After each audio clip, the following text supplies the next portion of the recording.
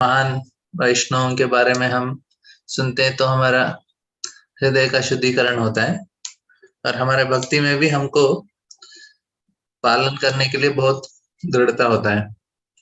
तो दृढ़ता प्राप्त करने के लिए भक्ति में हमको बहुत अलग-अलग पद्धति हैं। एक है हम जो वैष्णव हैं उनका जीवन का चरित्र है उसके बारे में समझने से। हम उनके बारे में सुनते हैं, उनके बारे में समझते हैं तो हमको बहुत उत्साह मिलता है भक्ति में। हमको लगे हाँ, शायद मैं भी कुछ कर सकता हूँ भक्ति में।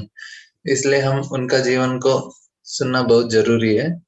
तो आज परम पूज्य राधानाथ स्वामी महाराज का है, तो थोड़ा बहुत जितना हम उनके बारे में सुने हैं, हम आपसे थोड़ा शेयर करेंगे ताकि आपको भी थोड़ा उससे उत्साह मिलेगा। क्योंकि महान भक्तों के जीवन में कुछ भी घटनाएँ होती हैं, उसके द्वारा भगवान हमको सिखाना चाहते हैं कि इस स्थिति में अभी कोई व्यक्ति को इस प्रकार का उनका जो उनका जीवन में इस प्रकार से कठिनाई होते हैं, तो उससे हमको बहुत फ़ायदा मतलब वो किस प्रकार से उस सिचुएशन को उन्होंने झेला है, उसको देख के हमको भी उत्साह मिले, हाँ, शायद मेरे जीवन में भी अभी हमको किसी ने कोई किसी के प्रति इंसल्ट करते हैं, अपमान होता है, तो फिर हम भागवतम में सुनेंगे कि ध्रुव महाराज का भी अपमान हुआ था, तो उन्होंने क्या किया? कृष्ण का शरण लिया। किसी के प्रति धोखा होता है, युधिष्ठिर महाराज के प्रति धोखा हुआ, उन्होंने कृष्ण का शरण लिया। किसी का अपमान हुआ है, अभी द्रौपदी का अपमान हुआ है, तो उन्होंने कृष्ण का शरण लिया। तो इस प्रकार से देखेंगे कि अलग-अलग भक्तों के जीवन में कभी भी उनको कठिनाई आते हैं, उन्होंने सिर्फ एक ही चीज़ किया है, भगवान का शरण लिया है। इसी प्रकार अभी प्रभुपाद जी का जीवन में भी देखेंगे कि उनको उन्होंने सिर्फ कृष्ण का प्रचार करने के लिए प्रयास किया था। भारत में 40 साल तक उन्होंने बहुत प्रयास किया था। अभी वो कुछ अपने स्वार्थ के लिए नहीं कर रहे थे, कृष्ण के लिए कर रहे थे। लेकिन देखेंगे कि कुछ भी सक्सेस नहीं मिला उनको। हालाँकि उसके विपरीत उनको बहुत कठिनाइयाँ झेलना पड़ा और बहुत साल इस प्रकार से बीत गए प्रभुपाद जी के। उसके बाद 70 साल की उम्र में उन्होंने सोचा ठीक है मैं अभी अमेरिका जाके प्रचार करता हूँ। अभी भारत में तो कुछ हुआ ही नहीं, कौन अमेरिका जाएगा? लेकिन प्रभुपाद ने सोचा नहीं कृष्ण के लिए हमको गुरु का आज्ञा है इसलिए हमको जाना है। तो अमेरिका जाते हैं और अमेरिका में 1 साल तक उनको कुछ भी नहीं मिला और उससे जाते समय रास्ते में 2 बार उनको हार्ट अटैक भी आ गया था। उसके बाद 1 साल अमेरिका में बहुत कष्ट करने के बाद धीरे-धीरे उनको बहुत सक्सेस मिला और कृष्ण ने बहुत ज़्यादा प्रभुपाद को प्रसिद्ध कर दिया। लेकिन उससे पहले प्रभुपाद को बहुत कष्ट झेलना पड़ा। ये क्यों हुआ? अभी कृष्ण के लिए कर रहे हैं, तो कृष्ण सब कुछ उनको बहुत ही अच्छे से उनको कार्गो शिप में जाना पड़ा, मतलब ऐसे गुड्स ट्रेन में जाने के जैसा है। अभी कृष्ण उनके लिए अच्छे से एसी का मतलब फ्लाइट में बुक करके भेज सकते थे, लेकिन कृष्ण ने ऐसा नहीं किया। क्यों? क्योंकि कृष्ण हमको सिखाना चाहते हैं, देखो मेरे भक्त कैसे हैं, इतना कठिनाई होने पर भी मेरा सेवा नहीं छोड़ते। तो वो हमको भी दिखाना चाहते हैं कि आपके जीवन में भी कितना भी आपको दुःख हो, आपको भगवान का सेवा करना ही है। ऐसे भक्तिविनोद ठाकुर के जीवन में भी, जो प्रभुपाद के गुरु भक्तिसिद्धांत सरस्वती ठाकुर हैं, उनके गुरुजी भक्तिविनोद ठाकुर, बहुत बड़े आचार्य हैं। अभी जो भी हम शिक्षाएँ सीखते हैं, उनके पुस्तकों के द्वारा ही हम सीखते हैं। अभी इतने बड़े आचार्य हैं, उनका जीवन में एक चीज़ बीमार हो जाते थे। हर हर कुछ दिन में बीमार हो जाते थे। अभी भगवान ने ऐसा क्यों शरीर दिया उनको? वो एक्चुअली हमारे लिए दिखाने के लिए कि आप कभी निराश मत होना। इस प्रकार के जीवन हम सभी के लिए है। तो अभी राधानाथ स्वामी महाराज का भी हम चर्चा करेंगे कि किस प्रकार से उनका जीवन में इतना कठिनाई होने पर भी और उनको इतना उत्साह था भगवान का सेवा करने के लिए और भगवान का भगवान के बारे में जानने के लिए वो हमारे लिए बहुत ज़रूरी है। जब तक हम उस हमारा मन को इतना बहुत ताकतवर नहीं बनाते, तो हम लोग कभी भी छोटा चीज़ से हम लोग बहुत विचलित हो जाते हैं। हम अपने मन को बहुत ताकतवर बनाना चाहिए। तो साधना से क्या होता है? साधना से हमारा मन बहुत ही शक्तिशाली होता है। उससे हमको थोड़ा शक्ति मिलता है मन को। मन का शक्ति, क्योंकि अभी कुछ भी चीज़ होता है हमारे जीवन में, हम लोग भक्ति से दूर कब हम लोग पहला चीज़ क्या छोड़ देते हैं? हरे पहला कृष्ण प्रभु जी। हरे कृष्ण। तो जब भी दंडवत प्रणाम। हरे कृष्ण। तो हम चर्चा कर रहे थे कि किस प्रकार से हमारा मन स्ट्रांग रहना चाहिए, क्योंकि भक्ति प्रैक्टिस करने के लिए हमको सबसे इम्पोर्टेंट चिंता, क्योंकि कृष्ण बोलते हैं भगवत गीता में, मनमना भव मद्भक्तो मध्याधि माम नमस्कुरु। तुम्हारा मन भगवान के चिंतन होना चाहिए। लेकिन कुछ भी समस्या होता है तो तुरंत मन कृष्ण से हट जाता है और इसी के बारे में सोचने लगता है। कुछ नहीं हुआ तो भी सुबह जप करने के लिए बैठेंगे, तब भी मन उसी के बारे में सोचने लगता है।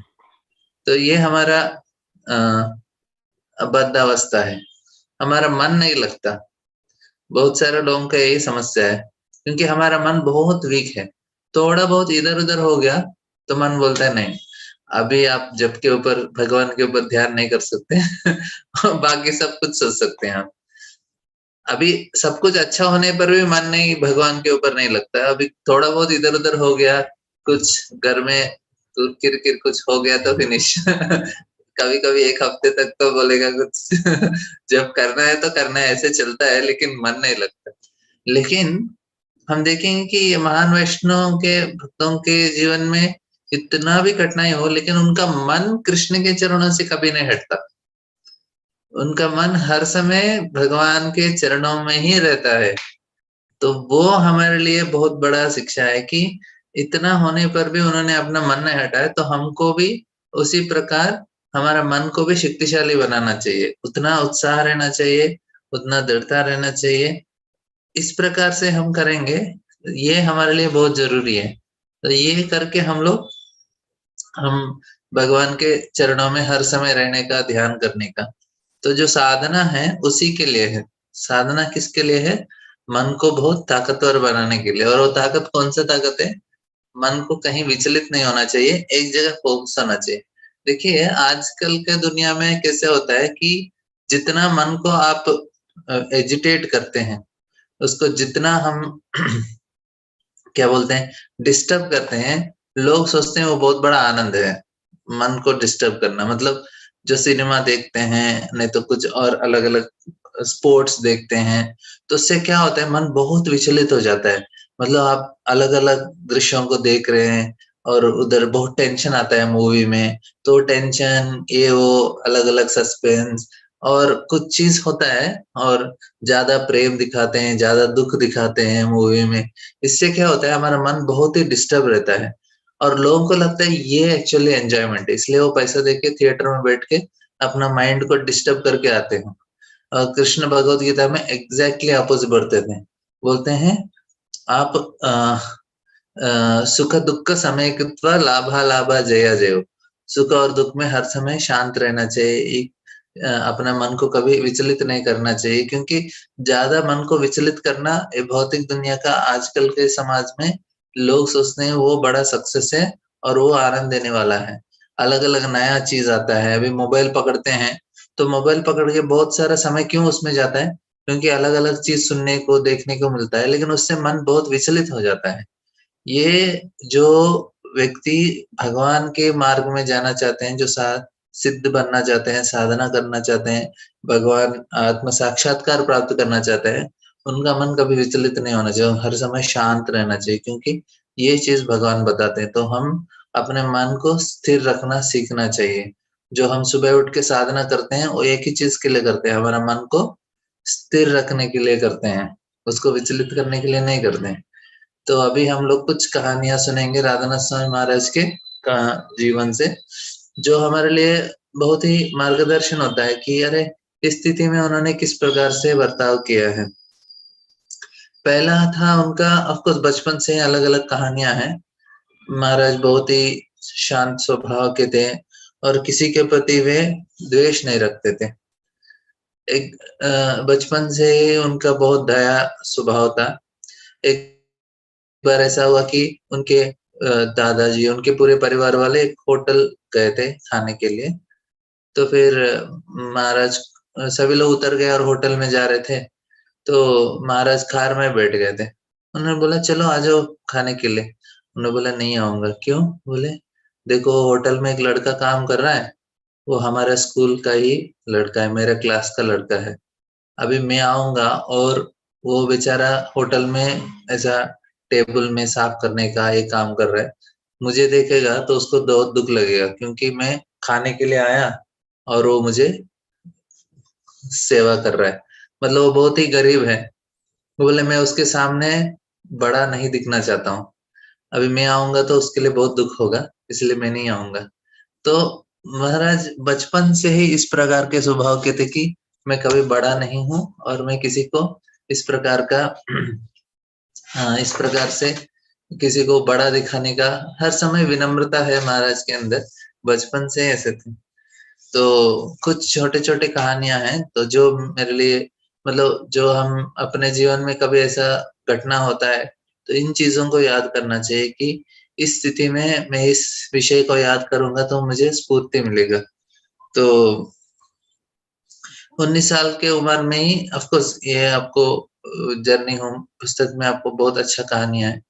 मैं रिकमेंड करूँगा सारे लोग उसको एक बार पढ़ना चाहिए। हिंदी में है ये पुस्तक, सभी लोग पढ़ना चाहिए, बहुत अच्छा है। 19 साल की उम्र में उनके मन में तीव्र इच्छा हुई कि मैं भगवान को जानना चाहता हूँ, भगवान क कहाँ है, कैसे हैं? तो उनके कॉलेज के छुट्टियों में वे लंदन सारे मित्र सोचे हम लोग लंदन जाएँगे, तो लंदन चले जाते हैं 4 मित्र मिलकर, 3-4 मित्र और एक ही के पास पैसा था, वो बोले ठीक है हम लोग जाएँगे लंदन। अमेरिका से उन्होंने फ्लाइट लिया, लंदन चले गए और उधर टेंट में रहने लगे। लेकिन जिस दिन गए थे उसी दिन रात को जिसके पास पैसा था, सारा पैसा चोरी हो गया। तो जो लड़का जिसका पैसा चोरी हो गया, 19 साल का उम्र थे सभी के कॉलेज में थे। बोले नहीं अभी मैं वापस चला जाऊँगा। वो वापस चले गए। महाराज और उनके मित्र थे गहरी, उन्होंने बोला ठीक है हम लोग पैसा नहीं है तो भी क्या फ़र्क पड़ता है। हम लोग ऐसे ही गुज़ारेंगे। ये अभी स्कूल, कॉलेज स्टार्ट होने के लिए बहुत समय है। तो फिर उन्होंने सोचा ठीक है ऐसे ही यूरोप घूमेंगे, लेकिन जाएँगे कैसे? हिचहाइकिंग बोलते हैं, मतलब कोई गाड़ी जा रहा है उसको बोलेंगे थोड़ा लिफ्ट दे दो हमको। फिर वो आके पूछता था कहाँ तक जाना है? फिर ये लोग उनको पूछते थे आप कहाँ जा रहे हैं? बोलते हैं हम लोग ये शहर जा रहे हैं। बोले हमको भी उधर ही जाना है, हमको लेके जाइए। तो ऐसे पूरा यूरोप जाने लगे और उधर भी ये तो 1970 के उसी समय था। सा 60 के समय में। उस समय ऐसे कोई चर्च में जाएँगे तो उनको खाना मिल जाता था। अभी भी हमको भी कुछ धर्मशाला में जाते तो उस समय भारत में भी मिलता था, आजकल तो ज़्यादा नहीं मिलता है। कोई भी रहने के लिए जगह देता था और कोई खाना भी दे देता था। तो वे भी उसी प्रकार से जाने लगे। एक ग्रीस करके एक देश है, वो भी यूरोप में। वे उधर जाते हैं तो उनको बहुत हर एक्चुअली वो सिर्फ़ ऐसे घूमने के लिए नहीं थे, वो हर जगह जाके उधर के जो गुरु हैं, उनसे पूछताछ करते थे कि बहुत सारे प्रश्न पूछते थे कि भगवान के बारे में जानने के लिए इस प्रकार से। तो ग्रीस देश में गए थे, उधर एक छोटा पहाड़ था, उन्होंने सोचा इसके उधर बैठ के थोड़ा ध्यान करेंगे, भगवान को समझने के लिए। तो महाराज बोलते थे कि वो 1 हफ्ते तक उधर ही थे ग्रीस में, उनका मित्र और वो दोनों थे। तो उनका मित्र पूरा शहर घूम के शाम में आता था और महाराज वो पहाड़ के ऊपर बैठ के ध्यान करते थे। क्योंकि उनको पता नहीं भगवान कौन है, लेकिन उनको जानने का बहुत इच्छा है, भगवान कौन है? वो ध्यान किया और शाम में आते थे, एक ब्रेड का टुकड़ा खाते थे, मतलब थोड़ा ब्रेड खा लेते थे शाम में, लेकिन दिन भर वो ध्यान करते थे। 1 हफ्ता ध्यान करने के बाद उनके मन से एक आवाज़ आया। क्या आवाज़ आया? आप भारत को जाओ। अभी महाराज को पता है कि भारत पूरब दिशा में है, लेकिन वो कहाँ है पता नहीं। अमेरिका से छोटे लड़के हैं 19 साल के, उनको पता है भारत इस तरफ है। वो बोले ठीक है, अभी जो भी गाड़ी पूरब को जाएगा, उधर हिचहाइकिंग करके चले जाएँगे। तो फिर उनके मित्र से भी वो बोलते हैं, उनका मित्र बोलते हैं मैं इटली जाऊँगा, मुझे इटली में क्रिश्चियंस जो रोम है, क्रिश्चियंस लोगों का पवित्र स्थान है, वो बोलते हैं हम मैं उधर जाऊँगा। महाराज बोले नहीं, मुझे तो अभी भारत जाने के लिए मुझे अंदर से आवाज़ आया, मैं ज़रूर भारत जाऊँगा। अभी महाराज को भारत पहुँचने के लिए 2 साल लगा क्योंकि वो निकले थे, फिर वो रोम वो भी एक्चुअली फ्रांस जाते हैं, अलग-अलग देश जाते-जाते धीरे-धीरे, क्योंकि ग्रीस बहुत उत्तर दिशा में है यूरोप का, पूरा यूरोप पार करना था, फिर मुस्लिम देश पार करना है, फिर भारत को आना है। लेकिन उनके पास ऐसा तो कुछ फ्लाइट में आएँगे तो कुछ घंटों में हो जाता था, लेकिन उस समय उनके पास पैसा नहीं था। और फिर वो जाते हैं, अलग-अलग देश जाते हैं, टर्की ऐसे देश जाते हैं, तो उधर उनको मारने के लिए भी प्रयास किया जाता है। वो बहुत करीब से अपने मृत्यु से बच जाते हैं। ये भी अच्छा कहानी है, बहुत रोचक कहानियाँ हैं। एक जगह होता है ईरान में पहुँचते हैं। ईरान में वे हर जगह जाते हैं, तो उधर के जो गुरु हैं, मतलब जो चर्च हैं, नहीं तो कुछ मास्क हैं, उधर जाके उनसे पूछताछ करते थे। फिर वे एक बार जाते हैं ईरान में, अ, एक व्यक्ति है जो धार्मिक है और उनके वो बोलते हैं ठीक है आओ मेरे पास बात करेंगे। तो उनके छत के ऊपर जाते हैं बैठ के बात करने के लिए। और ये व्यक्ति का एक क्या बोलते हैं पालतू मंगूस था उसके पास और शाम का समय था इस समय ऐसा, तो वे महाराज उनके साथ बैठ के बात कर रहे थे। और वो उनका जो भी प्रश्न है क्योंकि वो समझना चाहते हैं भगवान कौन है। तो और फिर ऐसा बहुत देर बीत गया, तो उन्होंने एक सीटी मारा, तो उसका पालतू मंगूस आ गया और उस समय महाराज के बाल बहुत बड़े थे, ऐसे लंबे-लंबे। उन्होंने काटा नहीं क्योंकि उस समय ये ऐसा एक उनका एक स्टाइल था अमेरिका के लड़कों का, ये बाल लंबे रखते थे। तो मंगूस ने क्या किया, महाराज के ऊपर चढ़ गया और उसके जो फंदा है उधर बैठ गया। फिर महाराज ने उसको कुछ नहीं किया क्योंकि वो पालतू है। और वो व्यक्ति ने बोला देखो अभी उस समय 9 बज गया था ऐसा, शाम का रात का समय। वो जो उनके जिस घर में गए थे, व्यक्ति ने बोला देखो ये मेरा पालतू मंगूस है, अभी इधर बैठ गया और वो सो गया उधर। बोले मंगूस को आप सोने के बाद उठाएँगे, तो आपका गला काट देगा वो, इसलिए आप उसको उठा नहीं सकते। फिर महाराज ने बोला क्या करना है? आपको सिर्फ ऐसे बैठे रहना है, जब तक वो उठेगा नहीं। फिर और ईरान में बहुत ठंडा भी है, तो महाराज उधर ऐसे ही बैठ गए इतना ठंडी में और रात भर महाराज ऐसे बैठे रहते हैं। अभी अभी महाराज ने अभी हम बोलेंगे अरे मैं तो भगवान के बारे में जानने के लिए आया, मैं ऐसे कैसे परिस्थिति में फँस गया। लेकिन महाराज ने सोचा शायद मुझे भगवान पेशेंस कि सहनशीलता सिखाने के लिए इस स्थिति में लगाया मुझे। तो मैं अपना सहनशीलता को टेस्ट करूँगा, कितना मैं सहनशील हूँ। तो महाराज ऐसे बैठे रहे रात भर और उनको कुछ अफ़सोस नहीं हुआ कि मैं इस स्थिति में हूँ। महाराज ने सोचा मुझे शायद भगवान सिखाना चाहते हैं और ये मेरे लिए बहुत ज़रूरी है। तो इस प्रकार से महाराज ने उस घटना को स्वीकार किया और फिर रात भर एक 6 घंटा ऐसे ही बैठे रहे। उसके बाद 6 घंटे के बाद वो मंगूस उठ जाता है और वे महाराज की तरह देख के ऐसा वो भी खुश था कि आपने मेरे लिए अच्छा जगह दिया सोने के लिए और अच्छा लगा। तो महाराज उठ गए और फिर महाराज बोलते हैं कि मैंने ये सहनशीलता को सीखा है और ये हमारे लिए ज़रूरी है भक्ति में प्रगति करने के लिए। अभी जब मैं अपना जीवन में सोचता हूँ कि मेरा कुछ ऐसा कुछ स्थिति है, तो हम लोग उस इस विषय के ऊपर हम लोग ध्यान दे सकते हैं। अरे महाराज के जीवन में भी ऐसा हुआ था, लेकिन महाराज ने उसको बहुत ही पॉज़िटिवली लिया था। उसको उन्होंने समझा कि ये सही चीज़ है और सीखना चाहिए इससे। तो हमें भी हमारे जीवन में कुछ ऐसा घटना होता है, तो हमको सीखना चाहिए। उससे डर के और उसके प्रति क्या बोलते हैं, नेगेटिव नहीं होना चाहिए। हम लोग बोलना नहीं चाहिए कि अरे ऐसे कैसे हो गया, मैं तो अच्छा लड़का हूँ, मैं तो अच्छा ही करना चाहता हूँ। देखिए, अच्छा करने के बाद भी भगवान उनको स्थिति में डालते हैं ताकि उनको और अच्छा बनाने के लिए। इस प्रकार से महाराज को जब टर्की में थे, उनको क्योंकि वो अमेरिकन थे और टर्की वालों को अमेरिकन बिल्कुल पसंद नहीं है। उनको जान से मारने के लिए प्रयास करते हैं, मगर कैसे तो दौड़-दौड़ के बच जाते हैं। और ईरान में भी कोई माताजी उनको उकसाना चाहती, और उधर उनका एक गुंडा था, महाराज को मारने के लिए आया। महाराज ने कैसे तो उससे बच के बाहर निकल गए। अच्छी-अच्छी कहानियाँ हैं, सुनना चाहिए। अफ़गानिस्तान आए थे। अभी अफ़गानिस्तान वालों को भी अमेरिका वालों से पड़ता नहीं है। अफ़गानिस्तान में महाराज जाते हैं, तो उधर भी कुछ लोग बहुत प्रेम करने वाले मिलते थे महाराज को, और कुछ लोग बहुत नफ़रत करने वाले। लेकिन हर सिचुएशन में महाराज कभी विचलित नहीं हुए। उन्होंने सोचा, अरे मैं क्या करूँ इधर रह के, मैं अभी घर चला जाता हूँ, इतना इतना तकलीफ हो रहा है जीवन में, और मुझे सिर्फ़ भगवान को समझना है, फिर भी क्यों ऐसा तकलीफ हो रहा है, मैं अपना घर चले जाता हूँ। और उनको घर जाने से कुछ तकलीफ नहीं है, आराम से अपना कॉलेज कर सकते हैं।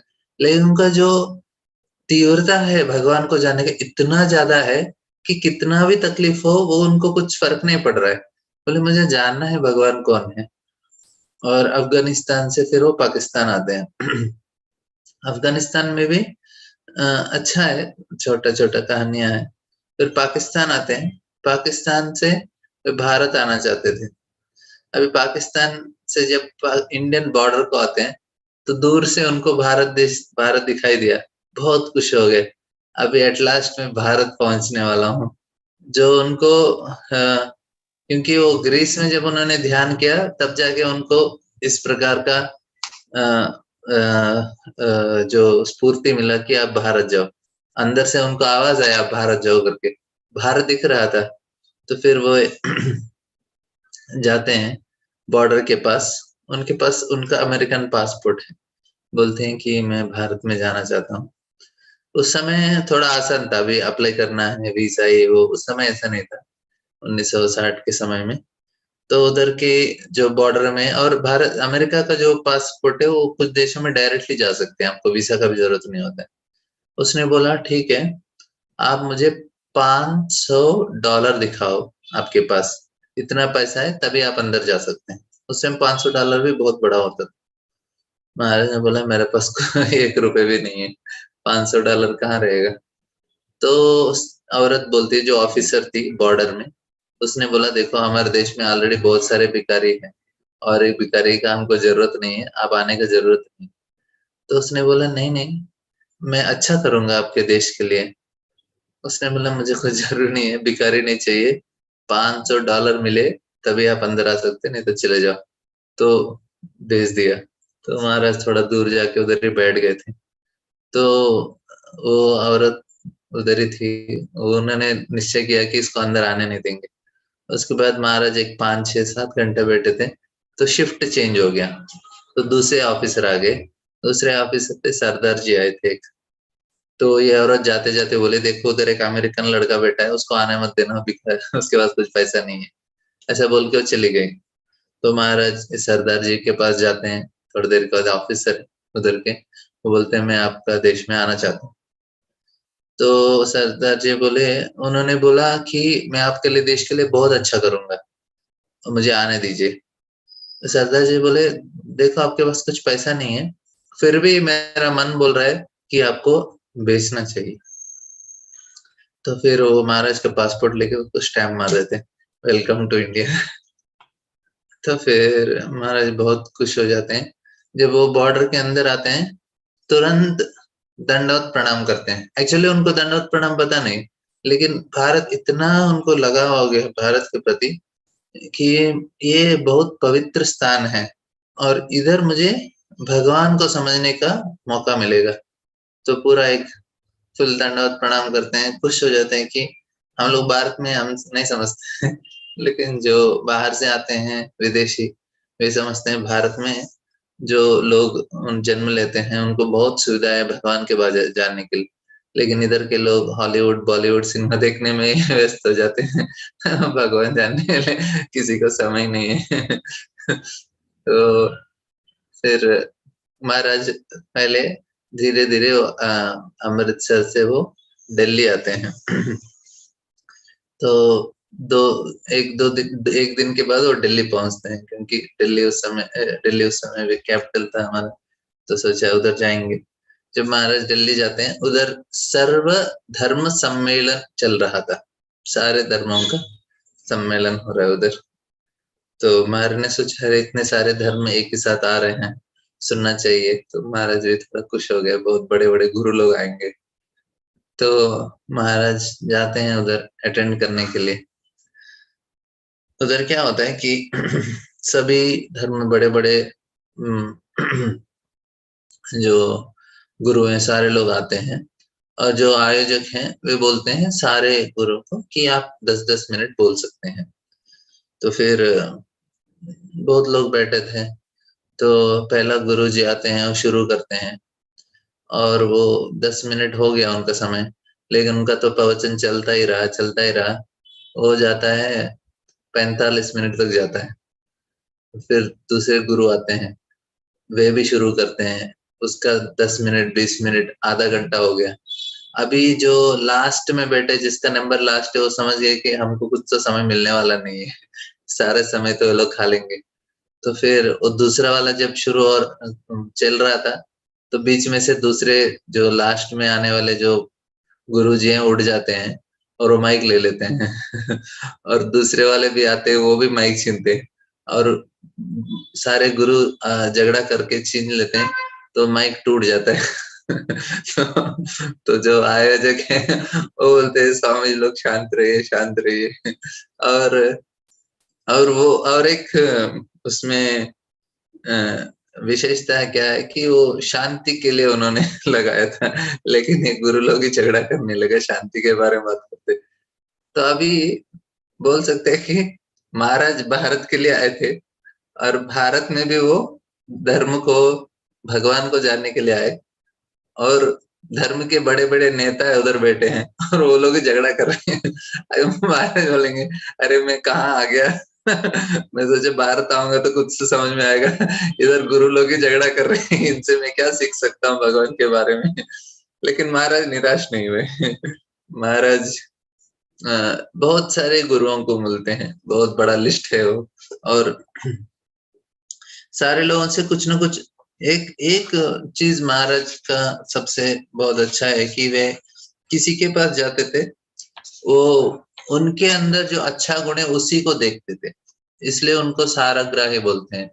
जो परमहंस है, हंस, राजहंस क्या करता है, अब पानी और उसको दूध देते हैं, तो सिर्फ वो दूध लेता है। तो उसी प्रकार जो परमहंस हैं, परमहंस वैष्णव, वे भी आप कहीं भी उनको किसी भी स्थिति में रखेंगे, किसी व्यक्ति के पास जाएँगे, उनके से अच्छे ही देख सकते हैं। तो ये बहुत ही अच्छा है। तो फिर वे ऋषिकेश जाते हैं, हरिद्वार उसके बाद ऋषिकेश। अलग-अलग गुरुओं को मिलते हैं हिमालय में भी, और उन्होंने हिमालय में भी कुछ समय तक उन्होंने भी दूसरे बाबाओं के साथ मिलके उन्होंने भी अ, तपस्या ध्यान किया है। अलग-अलग लोगों ने उनको सिखाया है, क्योंकि जब वो बोलते हैं कि मैं हिमालय गया था, और उधर के जो हिमालय में रहने वाले साधु ने उनको सिखाया है कि देखो इधर, क्योंकि उधर चीता, शेर, जंगली जानवर, हाथी हैं, तो कैसे उनसे बच के रहना चाहिए, कैसे उनके आँखों में आँख डाल के देखना नहीं चाहिए, वो रहेंगे तो आप अपने ध्यान से साइड से चले जाएँगे, कुछ नहीं करेंगे।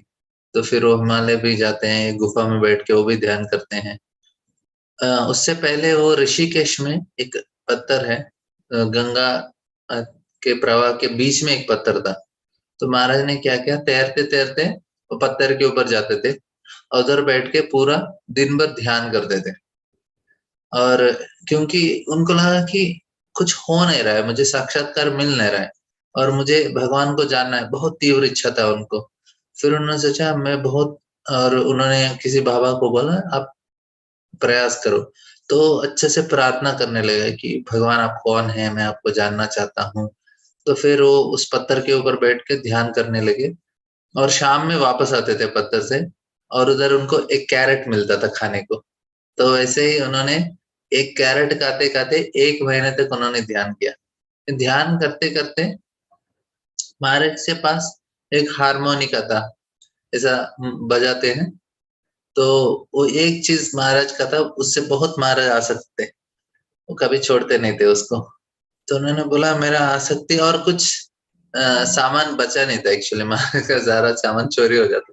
कहीं भी जाते थे वो पुस्तक खरीदते थे। उनको बहुत उनको तीव्र आसक्त होते थे वो पुस्तकों से। बोलते हैं कभी ना कभी पढ़ना चाहिए। तो एक बार वो जब दिल्ली में थे, तब एक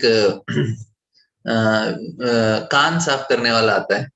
तो महाराज के कान तो 2 साल से साफ ही नहीं किए। वो वो पूरे भर जाते हैं। तो आके ज़बरदस्ती महाराज को पकड़ के उसका एक कान साफ कर देता है वो। तो महाराज को तब अच्छा से सुनाई देने लगता है, दूसरा कान तो भरा रहेगा।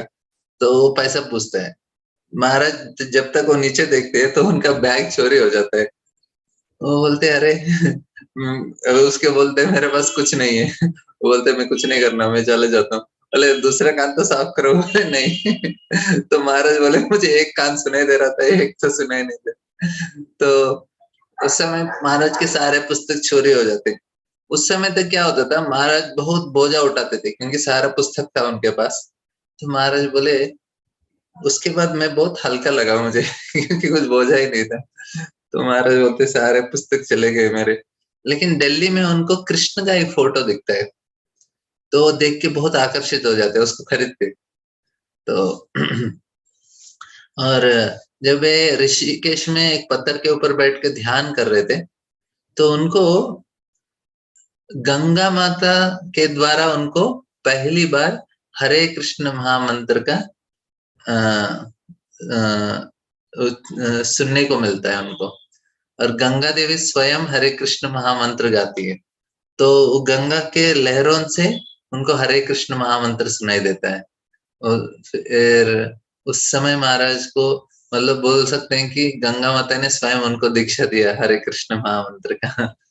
तो अभी पूरा 1 महीने करने के बाद उनको हरे कृष्ण महामंत्र सुनाई देता है और उसके ऊपर अच्छे से ध्यान करने लगते हैं। उनको बहुत अच्छा लगता है कि अरे ये मंत्र मिला और पूरा दिन भर उसी मंत्र को ध्यान करने लगते हैं, उसी को बोलने लगते हैं महाराज, उसी मंत्र को। क्योंकि गंगा के लहरों में पहले ध्यान करते हैं तो ओंकार सुनाई देता है। बहुत सारे जो साधु हैं वो ध्यान करते हैं, गंगा के तट पे बैठ के, उनको गंगा के लहरों में ओंकार सुनाई देता है। और भक्त जब ध्यान करते हैं और इतना तीव्रता से, तो उनको हरे कृष्ण महामंत्र सुनाई देगा। तो महाराज का दीक्षा हुआ था गंगा जी के द्वारा, तो हरे कृष्ण। अभी महाराज बहुत खुश हो गए, 1 महीने उन्होंने अच्छा से तपस्या किया, उनको कुछ तो साक्षात्कार हुआ महामंत्र का और उसको ध्यान करते समय उनको बहुत आनंद प्राप्त हो रहा था। तो 1 महीना हो गया, तो उन्होंने सोचा ठीक है, अभी 1 महीने तक उन्होंने सिर्फ़ 1 कैरेट खाया और उनके पास ₹2 थे। तो उन्होंने सोचा, अब ये ₹2 से महाराज ने सोचा मैं थोड़ा मूँगफली खरीद के खाता हूँ, क्योंकि 1 महीने तक कुछ खाया नहीं। तो जाते हैं नज़दीक में, थोड़ा मूँगफली खरीदते हैं और जो गुफ़ा में वो सोते थे, उधर लेके जा रहे थे। रास्ते में एक बंदर ने आकर वो मूँगफली ले लिया। अभी अ, कोई बोल सकता है, अभी कंप्लेंट कर सकते हैं ना भगवान को, "अरे भगवान ये क्या है? मैं तो आपका ही स्मरण कर रहा था और आपका ही ध्यान किया और 1 महीने तक मैं उपवास था। अभी 1 महीने के बाद खाने को मिल रहा है कुछ वो भी चोरी हो गया।" लेकिन ये एक्चुअली ये भगवान इस चीज़ को टेस्ट करना चाहते हैं कि मैं कितना भी इस सिचुएशन में रहेंगे, आप मुझे छोड़ेंगे या मेरे साथ रहेंगे? तो जो भक्त हैं, कोई भी सिचुएशन में बोलेगा, भगवान आप कितना भी मुझे टेस्ट करो, मैं आपका चरणों को कभी भूलने वाला नहीं हूँ, आप ही के साथ रहने वाला हूँ। ये हमारे लिए बहुत ज़रूरी है। अभी घर छोड़ दिया उन्होंने, सब कुछ छोड़ दिया, सिर्फ़ भगवान को जानना चाहते हैं, इतना तपस्या किया, उसके बाद अ, भगवान ऐसा टेस्ट करते हैं। फिर महाराज गए, ऐसे पानी पी के रह गए। उसके बाद अ क्योंकि अलग-अलग जगह जा रहे थे, क्योंकि उनको पता नहीं कहाँ कैसे जाना है। बौद्ध मत के आश्रम में जा रहे थे, नीम करोली बाबा और बहुत सारे ऐसे बाबा जी लोग हैं, इनके पास वो जाते थे और सब कुछ समझ आ रहा था। तो उनको सुनाई दिया कि मुंबई में एक 10 दिन का एक बौद्ध मत का उनका एक ट्रेनिंग सेशन हो रहा है और वो सिखाने वाले ध्यान करने का। तो महाराज ने बोला ठीक है, थोड़ा मुंबई जाके देखेंगे। तो महाराज जाते हैं, 2 दिन तक वे अटेंड करते हैं, 10 दिन। तो ऐसे घूम रहे थे तो उन्होंने उधर देखा हरे कृष्णा फेस्टिवल। तो बोले अरे, और उधर ही नजदीक में पंडाल था। तो महाराज गए, तो उस समय प्रभुपाद जी पहली बार भारत में एक बहुत बड़ा सत्संग कार्यक्रम आयोजित किया है, पहली बार। उनके विदेशी भक्तों को लेकर प्रभुपाद जी आयोजित करते हैं। तो महाराज भी उधर जाते हैं। देखा 30,000 लोग थे उधर पंडाल में, बहुत बड़ा राधा कृष्ण का, राधा रास बिहारी का विग्रह है, प्रभुपाद जी आसन में बैठे हैं, विदेशी भक्त लोग कीर्तन कर रहे थे। तो फिर 30,000 लोगों में महाराज पंडाल के बहुत पीछे थे, ऐसे अंदर आ रहे थे। तो प्रभुपाद जी बाजू में ब्रह्मानंद स्वामी को बोलते हैं, देखो उधर एक लड़का दिखाई दे रहा है, उसको लेके आओ। फिर वो जाते हैं प्रभुपाद के पास, बोलते हैं प्रभुपाद जी बुला रहे हैं आपको। तो महाराज सरप्राइज हो जाते हैं, अरे मैं इतना दूर हूँ, कैसे दिखाई दिया। फिर आते हैं, प्रभुपाद बोलते हैं इधर मेरे पास बैठ जाओ। तो पहली बार प्रभुपाद जी को देखते हैं महाराज और उनके चरणों में बैठते हैं। और प्रभुपाद के चरणों को, क्योंकि ये उन्होंने सीखा कि जब भी साधुओं को मिलते हैं उनका चरण छूना चाहिए, तो प्रभुपाद के चरण छूते हैं। तो उधर ब्रह्मानंद स्वामी और वो बोलते हैं कोई भी प्रभुपाद का चरण छूना नहीं चाहिए। तो प्रभुपाद बोलते हैं नहीं नहीं, ये थोड़े ये छू सकते हैं। तो फिर उनको एक मौका मिल गया प्रभुपाद के चरण छूने का। फिर 1 हफ्ता तक अटेंड करते हैं और मालती माता जी उनको अच्छा-अच्छा हलवा खिलाती हैं। तो ये 1 हफ्ता तक अटेंड करते हैं, लेकिन उनको बहुत स्फूर्ति मिलता है और प्रभुपाद जी अपना कृष्णा पुस्तक लिखते हैं, कृष्ण के लीलाओं के बारे में। महाराज के पास पैसा नहीं था, उनको पता है कैसे पैसा भारत में मिलता है। वो जाके कुछ शॉप में भीख माँगते हैं और भारत में तो कोई न कोई दे देता है। तो भीख माँग के आके फिर उससे कृष्णा बुक खरीदते हैं। तो भक्त लोग प्रभुपाद को बोलते हैं कि इसने भीख माँग के कृष्णा बुक खरीदा है। तो प्रभुपाद जी खुश हो जाते हैं। फिर उसके बाद 10 दिन का हो जाता है, तो फिर महाराज को फिर पता चलता है कि नेपाल में कुछ ऐसे ही कुछ सत्संग है, उधर जाना है। तो महाराज को पता है भारत में उस समय साधुओं को ट्रेन में ट्रैवल करना, कैसे ट्रैवल करना है, वो तो फ्री में ट्रैवल होता है। उस समय 3rd क्लास भी होता था, अभी जनरल और स्लीपर क्लास है। उस समय 3rd क्लास सेक्शन भी रहता था ट्रेन में, तो उसमें घुस जाते थे। और उसमें घुसना मतलब आपको अ इतना आसान नहीं है, मतलब महाराज बोले मुझे खड़े होने के लिए भी जगह नहीं मिलता था उस समय। ट्रेन में इतना भीड़ रहता था और महाराज खिड़की के अंदर से घुस गए। और उनको थोड़ा देर के बाद, और वो 3 दिन चलता था ट्रेन। मुंबई से अभी 12 घंटे में, 14 घंटे में पहुँच जाते हैं और आपको 1 दिन ज़्यादा से ज़्यादा कुछ ट्रेन को लगता है, लेकिन उस समय 3 दिन। महाराज बोले कुछ समय के बाद 1 दिन के बाद ऐसे महाराज को सीट के नीचे लेटने को जगह मिला। फिर 2 दिन ऐसा हुआ कि महाराज बहुत ही थक गए थे, मतलब उसके नीचे। उन्होंने सोचा मुझे बाहर आना चाहिए। तो बाहर आने के लिए कहीं भी जगह नहीं था, तो खिड़की से कैसे तो बाहर निकल गए। तो एक स्टॉप आया था, बाहर निकल गए थे। बाहर निकलने के बाद उन्होंने फिर 10 मिनट ट्रेन रुका था, फिर वो अंदर जाना चाहते। अभी खिड़की से अंदर जाने के लिए भी चांस नहीं था और ट्रेन छूट गया। फिर उन्होंने पूछा कहाँ है ये, कौन-सा जगह है? वो बोले ये मथुरा है और आज जन्माष्टमी है।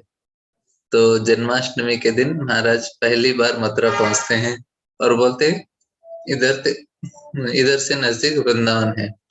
तो पहली बार महाराज फिर मथुरा में देखते हैं, मथुरा में उधर केशव जी मंदिर है, उधर दर्शन के लिए जाते हैं और इतना भीड़ रहता है और सारे लोग दर्शन लेते हैं और उधर के जो चौकीदार है, सारे लोग को लाठी लेके मारते रहते हैं क्योंकि लोग हटते नहीं है और फिर भी उधर के लोग महाराज ने देखा जो माता लोग हैं कूद-कूद के भगवान का नो दर्शन ले रहे थे और चिल्ला रहे थे राधा रानी करके।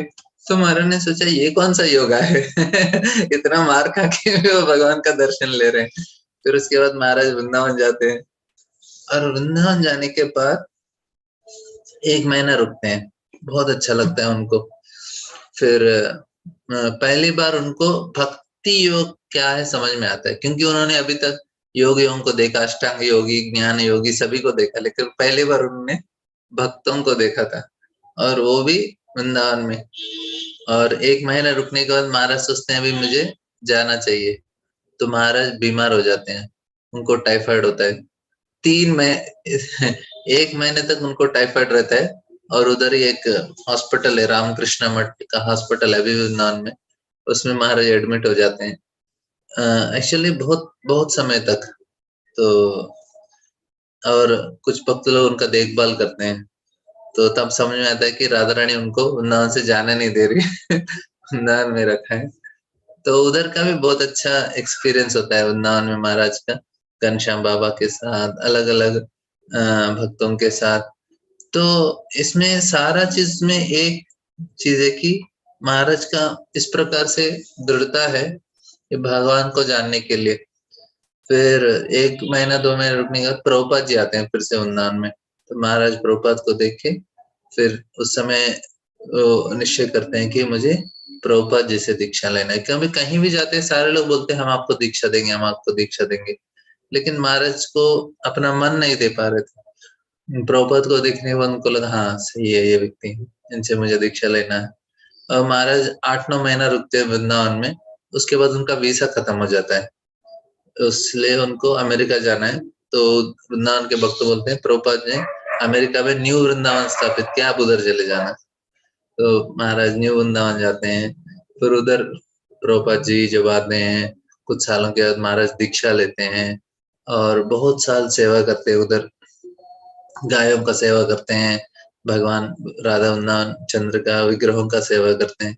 उसके बाद उनके प्रभुपाद जी जब अपना शरीर त्याग देते हैं, उसके बाद उनके कभी भारत नहीं आते एक्चुअली, उनके जो इंचार्ज है उधर उनको भारत नहीं भेजते। तो उन्होंने बोला ठीक है आपको भारत भेजेंगे लेकिन एक शर्त है, एक कंडीशन है कि आपको सन्यास लेना पड़ेगा। वो बोले चलो भारत वृंदावन दर्शन मिलेगा मुझे फिर से इतना सालों के बाद। फिर वो सन्यास लेते हैं, वृंदावन आते हैं। उसके बाद जब मुंबई से वो जाने वाले थे, तो उनके जो इंचार्ज ने बोला कि आप मुंबई में रुक जाओ और इधर प्रचार करो। अमेरिका में प्रचार करते थे लेकिन वो बोले आप उसका चिंता मत करो, इधर प्रचार करो। फिर महाराज मुंबई में रुक जाते हैं और अच्छा प्रचार करते हैं और बहुत सारे भक्तों को, हज़ारों भक्तों को बनाते हैं महाराज। भक्तिवेदांता हॉस्पिटल है और हज़ारों लोगों को अभी भी फूड फॉर लाइफ प्रसाद बाँटा जाता है। गोवर्धन इको विलेज, अलग-अलग बहुत सारे प्रोजेक्ट महाराज करते हैं। तो महाराज ने उस समय सरदार जी को बोला था मैं आपका देश के लिए अच्छा करूँगा।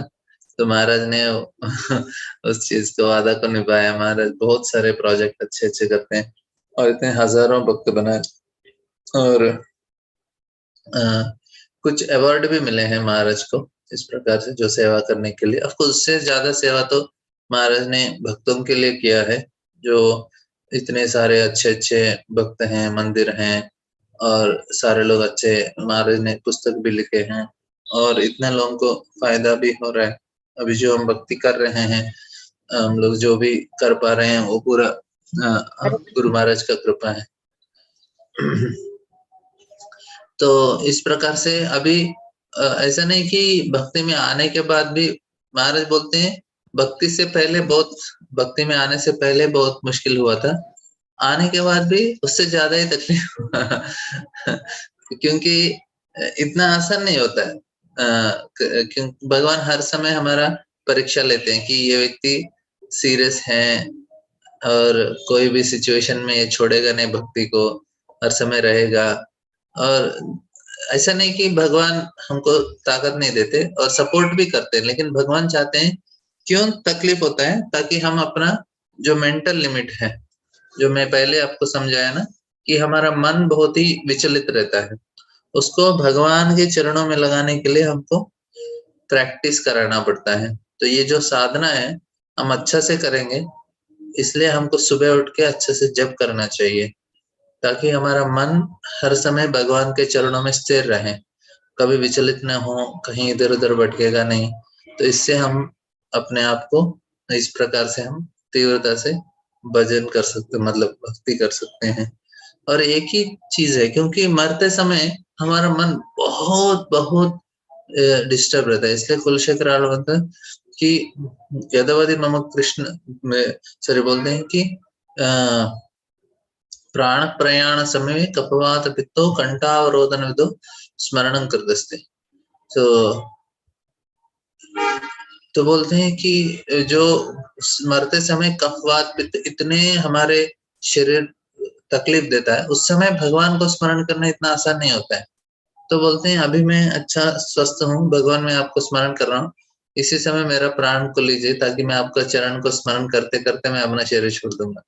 क्योंकि ये बहुत बड़ा मुश्किल चीज़ होता है, इसलिए हमको इस चीज़ को समझते हुए जो हमारा फाइनल आने वाला रिज़ल्ट है, उसको ध्यान में रखते हुए अच्छा से साधना करना चाहिए। और महाराज के बहुत अच्छे-अच्छे सबसे बड़ा महाराज का योगदान है, उनके शिक्षाएँ हैं।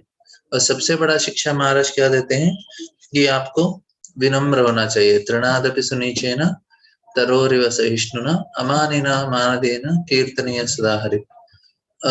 तृण के समान हम लोग विनम्र होना चाहिए। उसके ऊपर कोई पैर रखेगा तो भी वो कुछ बदला नहीं लेगा। उस प्रकार हमको विनम्र होना चाहिए, सहिष्णु होना चाहिए पेड़ जैसा। उसको पत्थर मारा तो भी वो फल देता है, उसको काटा तो भी कुछ नहीं बोलता। तो धूप और सर्दी और गर्मी सभी सिचुएशन में वो कुछ किसी से कुछ माँगता नहीं है, बहुत सहिष्णु होता है पेड़। पेड़ जैसा सहिष्णु होना चाहिए और किसी को हम किसी हर व्यक्ति के प्रति आदर देना चाहिए और किसी से हम अपेक्षा नहीं करना चाहिए कि मुझे आदर दें। इस स्थिति में हम लोग हर समय भगवान का नाम जप कर सकते हैं।